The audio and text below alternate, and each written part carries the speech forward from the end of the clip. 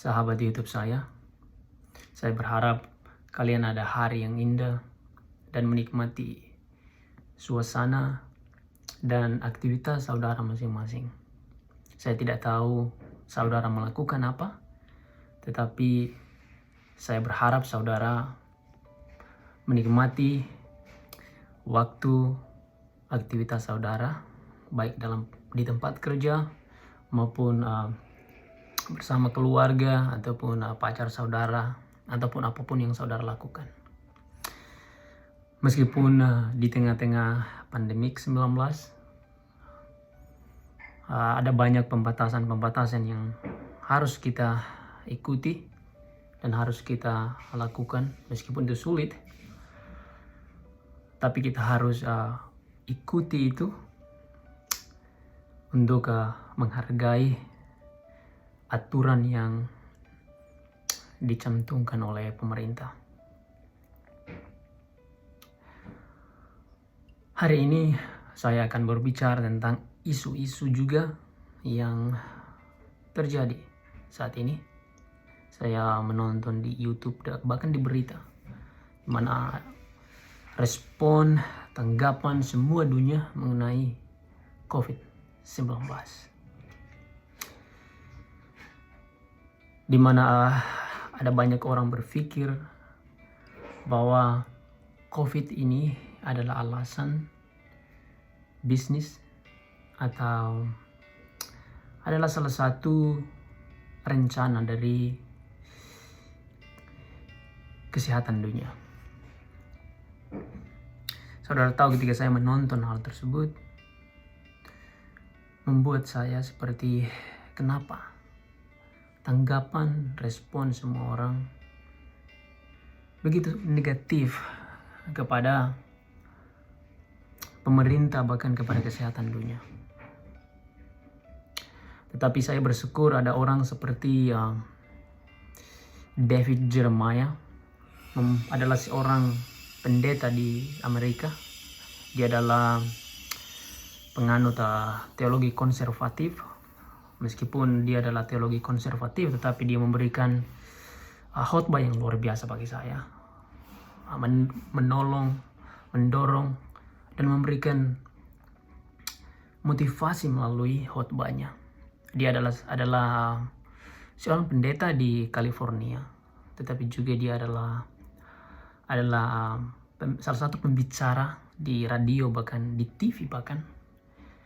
Jadi salah satu khotbah yang ia sampaikan mengenai tanggapannya terhadap pertanyaan yang timbul di tengah-tengah masyarakat di dunia ini, di mana pertanyaan tersebut berkata bahwa where is God in this pandemic? Atau di mana Allah pada waktu pandemik ini berlangsung? David dengan tegas menyatakan tentang bahwa sebenarnya ketika kita membaca dalam perjanjian lama dan kita menemukan ada kitab seperti Ayub, sebenarnya kita akan menemukan jawaban di sana. Bagi dia, ketika kita melihat kitab Ayub, kita menemukan bahwa Ayub adalah orang yang benar, saleh, dan takut akan Tuhan dan mengasihi Allah. Tetapi malah dia mendapatkan ujian atau penderitaan yang sangat berat, yang tidak pernah dialami oleh orang-orang baik pada zaman Ayub maupun pada zaman di mana saya dan saudara hidup. Di mana bagi David, Allah sebenarnya, ketika kita melihat kitab Ayub, Allah sebenarnya tidak meninggalkan umatnya yang ia ciptakan. Justru Allah melindungi dan mengasihi dan mencintai mereka meskipun mereka berdosa. Allah tetap mencintai umatnya dan Allah tetap mengasihi mereka, karena dalam Kejadian dijelaskan bahwa manusia diciptakan oleh Allah menurut gambar dan rupa Allah, atau yang paling mulia dari semua ciptaan.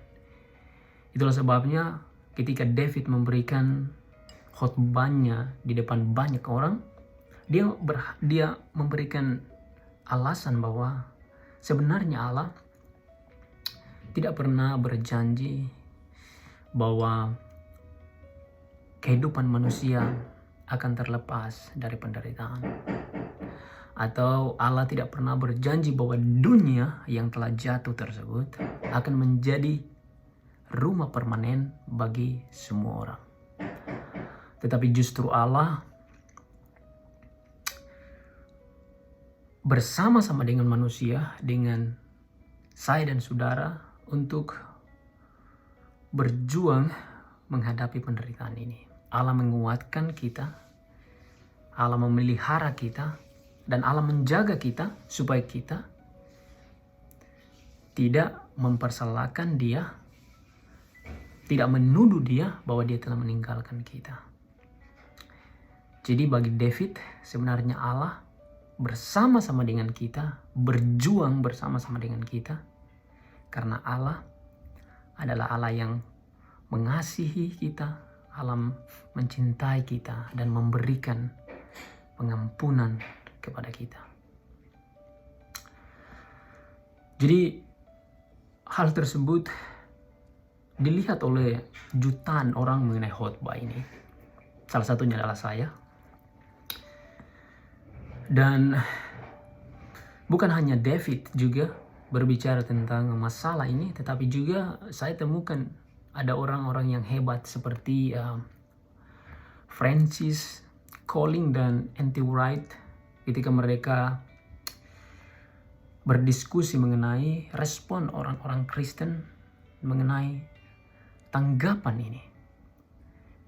Di mana N.T. Wright menemukan bahwa ada banyak orang berpikir bahwa ini mungkin karena kesalahan dari Cina, sehingga mereka menulari virus ini sehingga menyebabkan ribuan orang di dunia ini tertular dengan COVID-19. Tetapi ada orang di sisi lain, orang berkata tidak, ini adalah kesalahan dari kesehatan dunia. Tetapi ada orang juga berkata bahwa tidak, ini adalah nubuatan dari kitab Wahyu mengenai akhir zaman sedang berlangsung.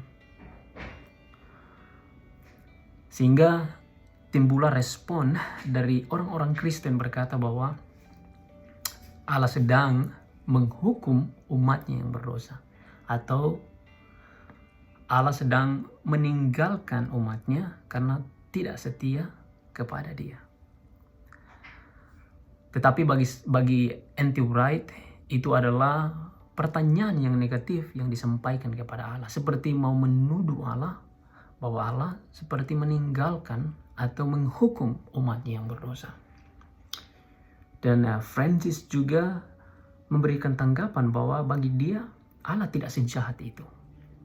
Allah adalah Allah yang kasih, yang mendemonstrasikan kasih tersebut secara total kepada manusia. Dan N.T. Wright kemudian menanggapi kembali, dan dia memberikan alasan yang saya pikir adalah hal yang baik untuk saya dan saudara pelajari, untuk saya dan saudara renungkan.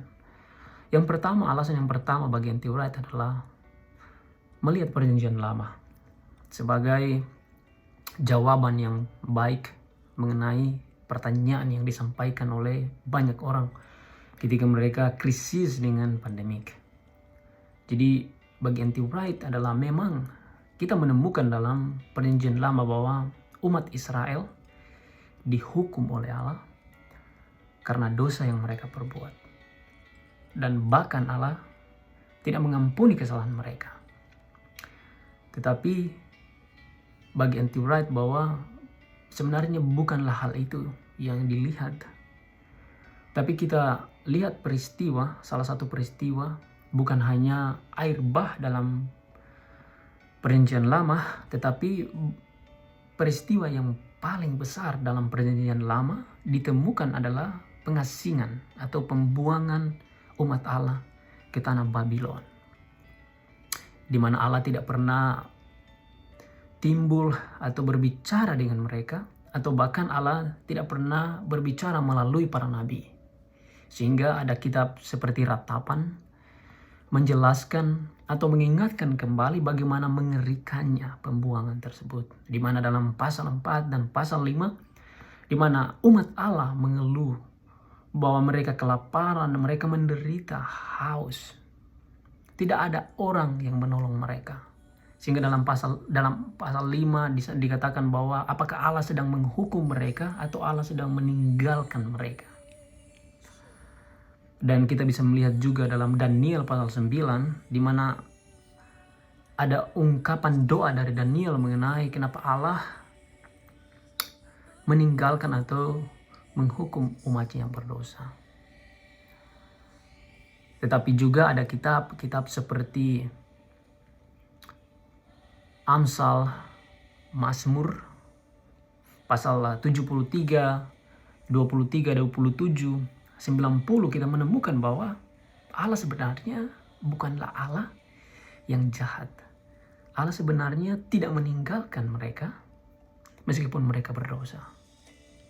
Justru Allah menjadi penyelamat mereka, menjadi perisai mereka, dan menjadi terang dalam hidup manusia. Dan itu dijelaskan dalam Mazmur pasal 73, dan Amsal menggambarkan bahwa Allah adalah hikmat, memberikan hikmat kepada manusia supaya mereka tidak berpikir tentang Allah yang jahat. Tetapi justru kita tidak menggunakan hikmat tersebut, malah kita menuduh Allah. Itu sebabnya Mazmur bahkan yang paling luar biasa dalam Yesaya pasal 43 atau 42 dan 45 sebenarnya menjelaskan bagaimana Allah berkorban menjadi hamba yang menderita hanya untuk menyelamatkan manusia supaya mereka tidak mendapatkan atau mengalami hukuman yang kekal atau maut, tetapi mereka akan mengalami kehidupan yang kekal selamanya bersama-sama dengan Allah. Jadi bagi N.T. Wright, ketika kita memandang Perjanjian Lama, sebenarnya kita akan menemukan jawaban yang sangat baik. Jawaban yang diberikan oleh Alkitab mengenai pertanyaan yang menuduh kenapa Allah meninggalkan atau menghukum umat yang berdosa. Jawaban yang disampaikan oleh N.T. Wright adalah bahwa justru Allah menggunakan semua orang percaya di dunia ini untuk terlibat dalam misi ilahinya. Karena Allah mengasihi semua orang, Allah mencintai mereka, Allah tidak melihat seberapa dosa yang mereka perbuat, tetapi Allah memberikan karunia-Nya secara cuma-cuma kepada manusia, karena Allah adalah love, Allah adalah kasih, dan kasih bertentangan dengan kemarahan. Itu sebabnya ketika saudara berpikir bahwa Allah sedang menghukum kita, ada baiknya saudara melihat kembali Perjanjian Lama dan kemudian menemukan apa sebenarnya inti dari masalah ini. Dan alasan yang kedua yang disampaikan oleh N.T. Wright adalah statement yang pertama sebelum dia menjelaskan tentang alasan yang kedua adalah dia berkata, jika kita ingin melihat siapa Tuhan, lihatlah dalam diri Yesus. Jika kita ingin melihat apa sebenarnya arti kasih, lihatlah dalam diri Yesus. Jika kita ingin melihat apa sebenarnya arti kehidupan itu, lihatlah dalam pribadi Yesus. Dan jika kita ingin mengetahui bagaimana caranya menghadapi penderitaan, penganiayaan dan penderitaan, lihatlah dalam pribadi Yesus. Karena semuanya ada jawaban, ada dalam pribadi Yesus. Dan sebabnya ketika kita memandang hal tersebut, kita harus melihat dalam pribadi Yesus dan dalam Injil-Injil. Mana alasan yang kedua yang saya sedang jelaskan, di mana ketika kita memandang Yesus sebagai pola anutan atau sebagai teladan, maka kita akan menemukan jawaban. Bahwa di Yohanes kita menemukan di mana dalam Yohanes pasal 9, di mana murid-muridnya dan Yesus berjalan, dan tiba-tiba murid-muridnya melihat ada orang buta dan mereka bertanya kepada Yesus. Mereka berkata, apakah dosa yang menyebabkan orang ini buta sejak lahir? Apakah dosa yang ia sendiri lakukan atau orang tuanya lakukan? Yesus menjawab dengan penuh hikmat. Sekali lagi, Yesus adalah penuh dengan hikmat Allah.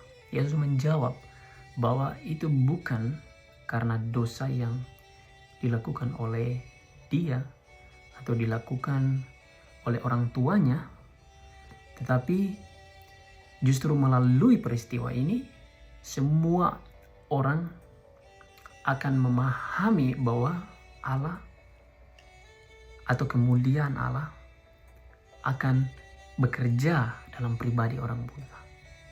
Artinya bahwa kemuliaan Allah tidak memandang seberapa buruknya orang tersebut.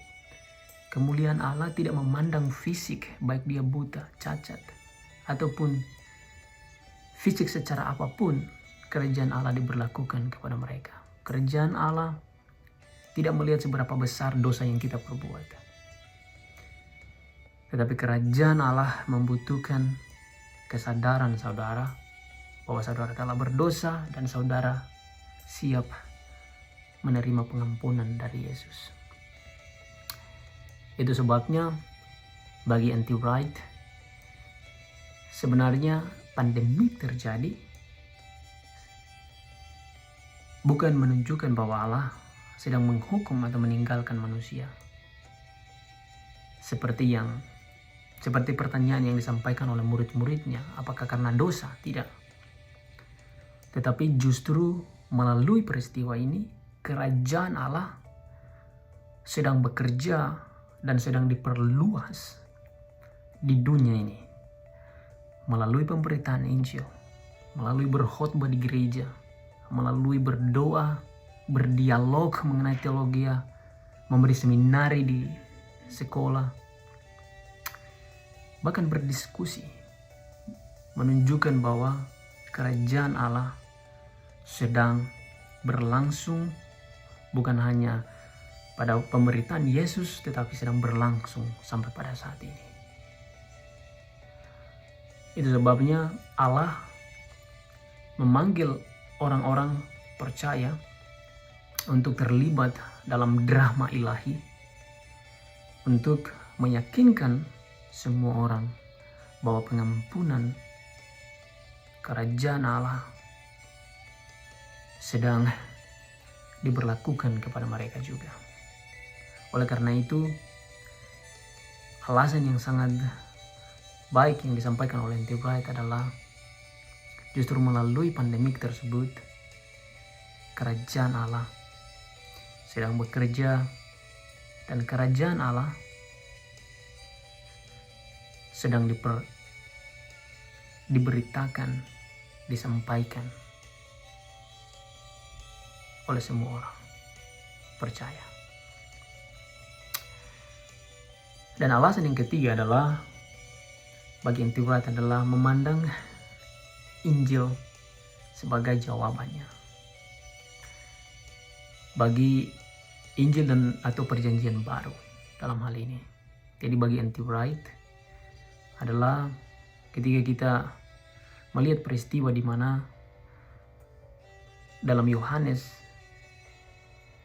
11 mengenai peristiwa di mana Lazarus mati dan kemudian dibangkitkan, sebenarnya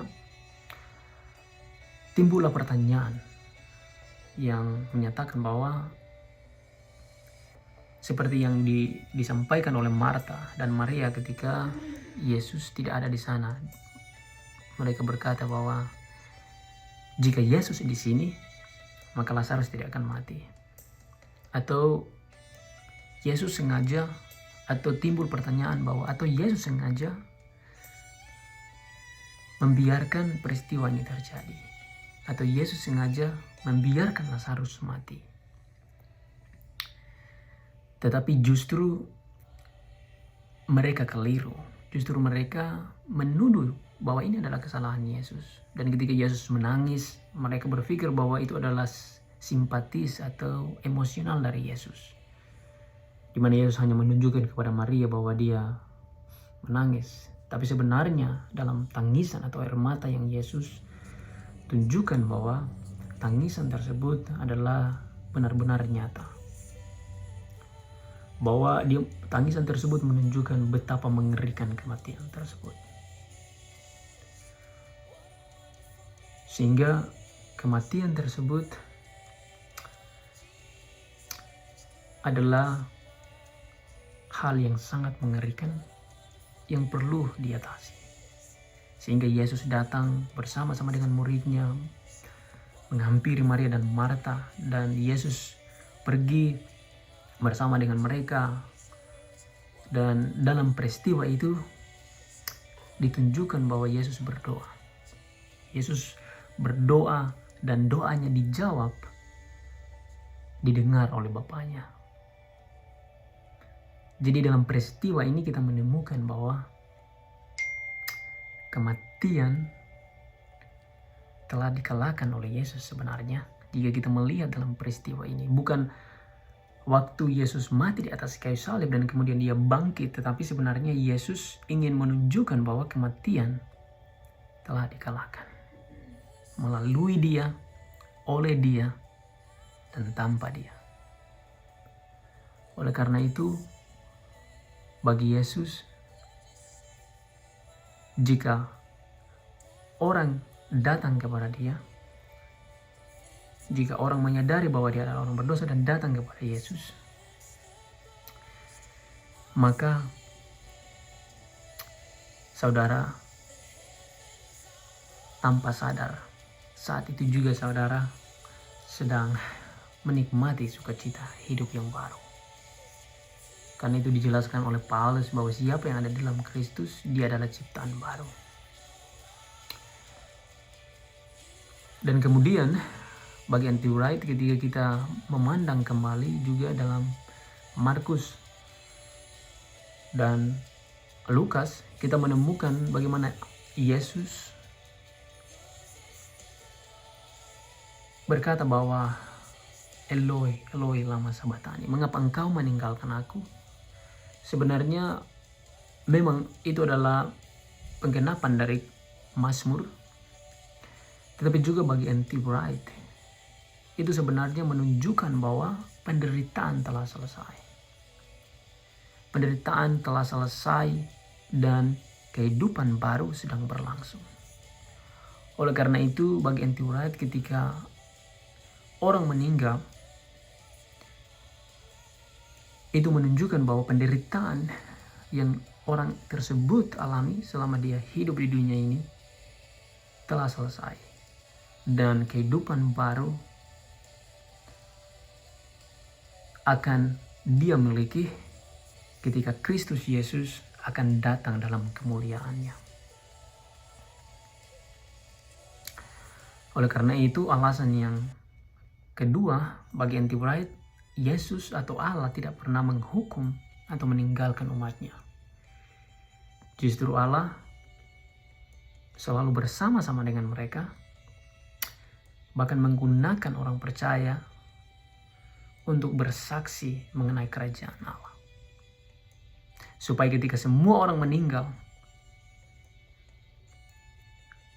mereka akan menerima sukacita yang akan diberikan oleh Yesus sendiri. Dan alasan yang ketiga adalah melihat seluruh perjanjian baru. Bagi N.T. Wright adalah ketika di Mesir ada kelaparan, ketika di seluruh dunia ada kelaparan waktu itu,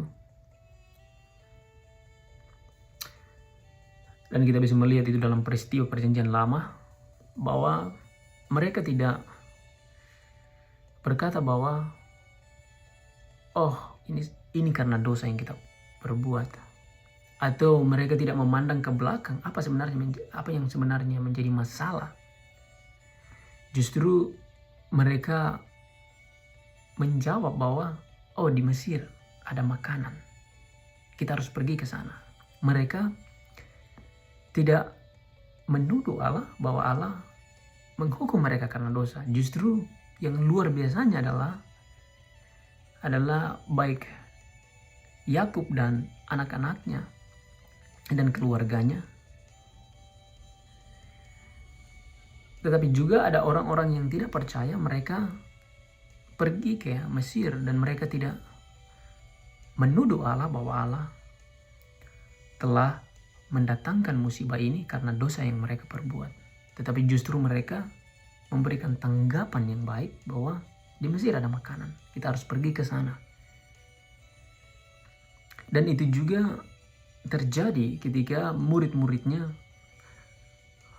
berbicara tentang hal tersebut dalam masa pemerintahan Claudius pada abad ke-41 sampai ke-45, di mana terjadi kelaparan juga disebabkan oleh pemerintahan Claudius. Murid-muridnya seperti Lukas dan rekan-rekannya berkata bahwa mereka tidak cemas atau mereka tidak berpikir bahwa Allah sedang meninggalkan mereka. Allah sedang menghukum mereka karena mereka telah berdosa. Tetapi justru mereka berkata bahwa, atau respon mereka terhadap peristiwa ini adalah, apa sebenarnya yang harus kita lakukan? Dan apa yang harus kita lakukan untuk menolong mereka? Jadi tanggapan ini sebenarnya harus kita miliki sebagai orang yang percaya. Tanggapan secara positif kepada Allah kita. Sebenarnya jika kita memahami Alkitab, jika kita melihat dari keseluruhan Alkitab Perjanjian Lama dan Perjanjian Baru, meskipun N.T. Wright tidak menjelaskan secara keseluruhannya karena tidak ada cukup waktu bagi N.T. Wright, itu sudah cukup untuk menolong. Bahwa sebenarnya respon orang percaya adalah untuk tidak menuduh Allah bahwa apakah Allah meninggalkan umatnya, atau Allah menghukum umatnya, atau Allah membiarkan umatnya. Sebenarnya tanggapan kita seperti orang-orang di zaman Perjanjian Baru ketika mengalami penderitaan karena kelaparan. Jawaban kita adalah, oh, ada makanan di Mesir. Atau dilihat dari pandangan murid-murid, sebenarnya kita harus menjawab apa yang harus kita lakukan untuk menghadapi pandemik ini, atau dalam hal sekarang, atau apa yang harus kita lakukan untuk menolong orang-orang di luar sana. Jadi sebenarnya itu adalah respon yang sangat baik sebenarnya, bahwa Allah tidak pernah meninggalkan, tidak pernah menghukum umatnya, dan tidak pernah membiarkan umatnya. Karena ketika kita melihat dalam pribadi Yesus, justru Yesus datang ke dunia bukan untuk menghukum, melainkan untuk menjadi tebusan bagi banyak orang. Jadi jika kita memandang konsep ini sebagai metodologi ini dari konsep kita, maka kita akan memahami bahwa betapa luar biasanya Allah kita. Betapa besar kasih Allah kita kepada dunia ini. Jadi tuduhan mengenai masalah ketika Cina memunculkan virus ini, atau tuduhan mengenai kesalahan dari kesehatan dunia, atau tuduhan mengenai nubuatan dari kitab Wahyu atau akhir zaman, atau tuduhan mengenai Allah sedang meninggalkan kita atau menghukum kita atau meninggalkan kita, ada baiknya kita memandang kembali apa yang disampaikan oleh firman Allah. Atau jika saudara jika saudara tidak memahami juga, ada baiknya saudara melihat video yang saya sarankan seperti David Jeremiah, meskipun dia adalah teologi konservatif atau N.T. Wright atau Francis dan teologi-teologi yang lain untuk menolong kita untuk bertumbuh dan memandang Allah kita bukan secara negatif, tetapi memandang Allah kita secara positif, karena tanggapan kita bukan berdasarkan opini kita, tetapi tanggapan kita terhadap pandemi tersebut berdasarkan firman Allah. Biarlah Tuhan memberkati saudara. Biarlah saudara memancarkan kehidupan Kristen kepada semua dunia, bahwa saudara adalah orang yang sungguh-sungguh mengasihi Allah dan tidak akan pernah menyalahkan Allah. Tetapi saudara akan tetap bertahan, tetap setia dan mencintai Allah, karena Allah bersama-sama dengan saudara. Karena Allah adalah Immanuel kita. Tuhan memberkati saudara, dan jangan lupa sekali lagi subscribe, like, dan komen, dan share. Karena itu adalah dorongan bagi saya secara pribadi. Tuhan memberkati saudara. Sampai jumpa di video-video yang berikutnya.